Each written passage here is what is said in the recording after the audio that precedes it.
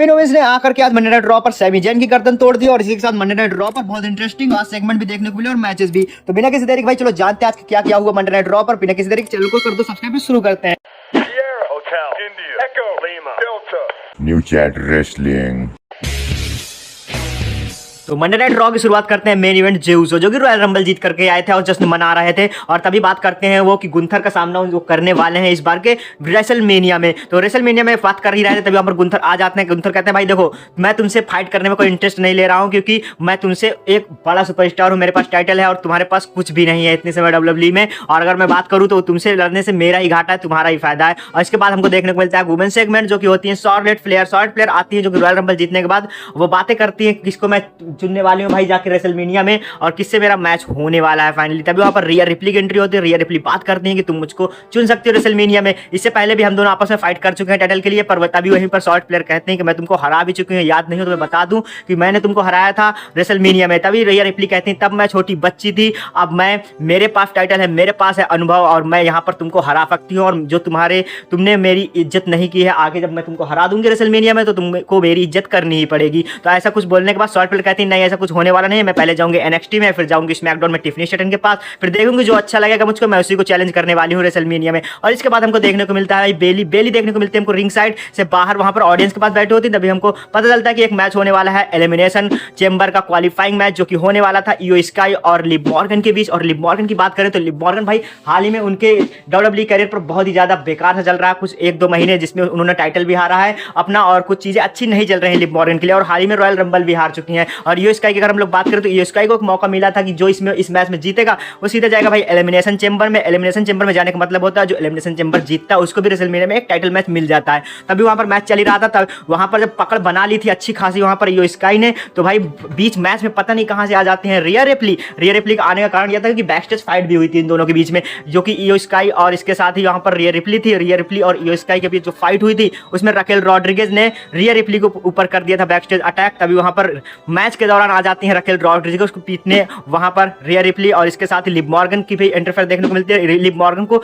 जैसे ही वो अटैक करती है लिव मॉर्गन के ऊपर तो लिव मॉर्गन को अटैक करने के बाद रेफरी कर देते हैं वहां पर मैच को डिस्क्वालीफाई करने के कारण यहां पर मैच में जीत हासिल मिल जाती है लिव मॉर्गन को, जिसको कहते हैं बिना कुछ करे मैच को जीत लेना। और रिया रिप्ली जो नहीं चाहती थी वही हुआ। लिव मॉर्गन भाई इस मैच को जीत चुकी हैं, अब जाएंगी वो यहां पर सीधा एलिमिनेशन चेंबर पर। एलिमिनेशन चेंबर में अब रिया रिप्ली तो साफ हो चुका है कि भाई सॉलिड प्लेयर तो हो सकता है इनकी तरफ न जाए और लिव मॉर्गन अगर ये रॉयल रंबल की अगर हम लोग बात करें एलिमिनेशन चेंबर अगर जीत जाती हैं तो सीधा उनको खतरा बन जाएगा एक बार फिर से लिव मॉर्गन से, और लिव मॉर्गन से उनको एक बड़ा खतरा होने वाला है। और ये भाई मैच में देखा जाए तो पूरी तरह से रिया रिप्ली की वजह से हार हुई है। चलो अब बात कर लेते हैं फाइनली मेन इवेंट में क्या हुआ। मेन इवेंट में हमको सेगमेंट देखने को मिलता है सेट फ्रीकिंग रॉलिंस का जो कि आते हैं बातें करते हैं कि कैसे वो रॉयल रंबल में भाई बाहर हुए, पर उनको इतने ज्यादा दुख नहीं हुआ जितना खुशी हो रही है कि उसमें रोमन रेंस भी बाहर हुए और साथ ही सीएम पंक भी बाहर हुए। और ऐसे में वो बात करते हैं सैमी जैन से। सैमी जैन को कहते हैं भाई देखो जो तुम्हारा मैच होने वाला है यहाँ पर एलिमिनेशन चेंबर का क्वालिफाइंग मैच मैं तुमको देखना चाहता हूँ रेसलमेनिया में, और तुम सीएम पंक को जाओ भाई पीट दो कायदे से इसको और इसको बता दो कि तुम ही हो यहाँ पर बेस्ट।